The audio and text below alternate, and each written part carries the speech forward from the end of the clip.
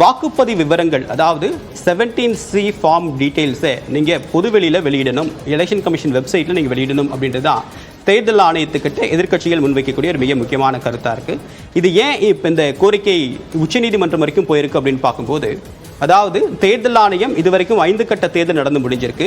முதல் கட்ட தேர்தல் தமிழ்நாட்டில் நடந்தப்பவே அந்த தேர்தல் வாக்குப்பதிவு எவ்வளவு ஓட் போலாச்சு அப்படின்ற விவரத்தை அந்த பெர்சன்டேஜ் வெளியிட்டதில் நிறைய குளறுபடி இருந்தது. முதல்ல தாமதம் இருந்தது, அப்புறமா கிளியராக ஒரு 11 நாள் கழிச்சு ஒரு டீட்டெயில்ஸ் வெளியிட்டாங்க.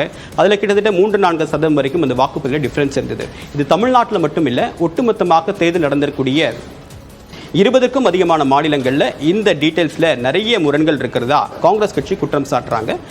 தேர்தல் ஏடிஆர் அப்படின்னு சொல்லக்கூடிய ஜனநாயக சீர்திருத்த அமைப்பு உச்சநீதிமன்றத்தில் ஒரு கேஸ் ஃபைல் பண்ணியிருக்காங்க. அதில் என்ன சொல்கிறாங்க அப்படின்னா, கடந்த காலங்களில் 2019 தேர்தல் வரைக்கும் எவ்வளவு ஓட் போலாயிருக்கு, எவ்வளவு வாக்கு பதிவாயிருக்கு அப்படின்ற விவரத்தை முதல் நாள் வெளியிடுவாங்க. அதாவது தேர்தல் முடிந்து அடுத்த நாட்கள் வெளியிட்டுருவாங்க. அதில் 17C ஃபார்ம் அப்படின்றது ஒட்டுமொத்தமான டீட்டெயில்ஸ், எவ்வளவு ஓட் போலாக இருக்குது அப்படின்றது நம்பர்ஸோடு இருக்கும், வெறும் பர்சன்டேஜ் மட்டும் இருக்காது. ஸோ அதை பார்க்கும்போது எந்த விதமான பிரச்சனையும் வர வாய்ப்பில்லை, அது ஒரு வெளிப்படைத்தன்மையை உறுதி செய்யும் அப்படின்றது தான் எதிர்க்கட்சியிலே கோரிக்கை. இதை தேர்தல் ஆணையம் என்ன சொல்லியிருக்காங்க அப்படின்னு பார்க்கும்போது, எங்களுக்கு அந்த மாதிரி எந்த விதமான கட்டாயமும் கிடையாது, சட்டம் அப்படி சொல்லலை, நாங்கள் போல் பர்சன்டேஜை பொது வெளியில் வெளியிடுறோம், அதுவும் நம்பர் தானே அப்படின்னு சொல்கிறாங்க. 17C ஃபார்மை நாங்கள் அந்த வேட்பாளர்களுடைய முகவர்கள்ட்ட அவங்களுடைய கையொப்பமிட்டு அவங்ககிட்ட பர்சனலாக கொடுத்துட்றோம், நாங்கள் பொதுவெளியில் விட்டால் அது நிறைய சர்ச்சைக்கு காரணமாகுது அப்படின்றதான் தேர்தல் ஆணையம் சொல்லக்கூடிய விளக்கமாக இருக்குது.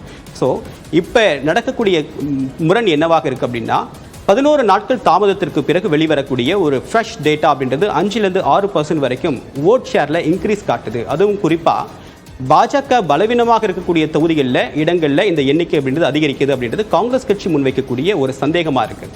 ஆனால் தேர்தல் ஆணையம் அப்படியெல்லாம் எதுவும் கிடையாது, நாங்கள் 17C ஃபார்மை 2 நாட்களுக்குள்ளாகவே தேர்தல் முகவர்கள்ட்ட வேட்பாளருடைய முகவர்கள்ட்ட கொடுத்துட்றோம், அந்த எண்ணிக்கை முரண்பட வாய்ப்பே இல்லைன்றாங்க.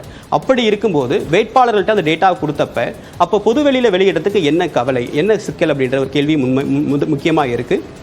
அது மட்டும் இல்லாமல் பொதுவெளியில் வேட்பாளர்கிட்ட கொடுக்கக்கூடிய தகவலை பொதுவெளியில் நம்பர்ஸ் இவ்வளோ ஓட்டு தான் பதிவாயிருக்கு, இத்தனை பர்சன்ட் கிடையாது, பர்சன்ட் தான் இத்தனை வாக்காளர்கள் வந்து வாக்களிச்சிருக்காங்க அப்படின்ற தகவலை கொடுத்தா இன்னும் சந்தேகம் நிவர்த்தி செய்யப்படும் அப்படின்றது தான் அரசியல் நோக்குடைய கருத்தாக இருக்குது. ஸோ தேர்தல் ஆணையம் ஏன் இந்த டேட்டாவை வெளியிட மறுக்கிறாங்க? 2019 வரைக்கும் இருந்த 17C ஃபார்முடைய டீட்டெயில்ஸையும் எலெக்ஷன் கமிஷன் அப்ரூவ் படுத்தியிருக்காங்க இந்த வெப்சைட்ல இருந்து. ஸோ இதுவும் ஒரு மிகப்பெரிய பேசு பொருளுக்குள்ளாக இருக்கு. திடீர்னு ஓட் பர்சன்ட் அதிகரிப்பதற்கான காரணம் என்ன? திடீர்னு 2019 வரைக்கும் இருந்த 17C ஃபார்ம்ஸை ரிமூவ் பண்ண வேண்டிய அவசியம் என்ன? இப்போ எங்களுக்கு சட்டம் அந்த மாதிரி நிபந்தனை சொல்லல அப்படின்னு தேர்தல் ஆணையம் மறுப்பதற்கான காரணம் என்ன அப்படின்ற நிறைய விஷயங்களை முன்வைத்து இந்த கேள்விகளை எதிர்க்கட்சிகள் முன்வைக்கிறாங்க. இதுக்கு ஒரு தெளிவான விளக்கமும், தேர்தல் அப்படின்றது சந்தேகத்திற்கு அப்பாற்பட்ட வகையில் நடக்கணும் அப்படின்றதுக்கு தேர்தல் ஆணையம் இதுக்கான விளக்கத்தை கொடுத்தாதான் அது உறுதி செய்யப்படும்.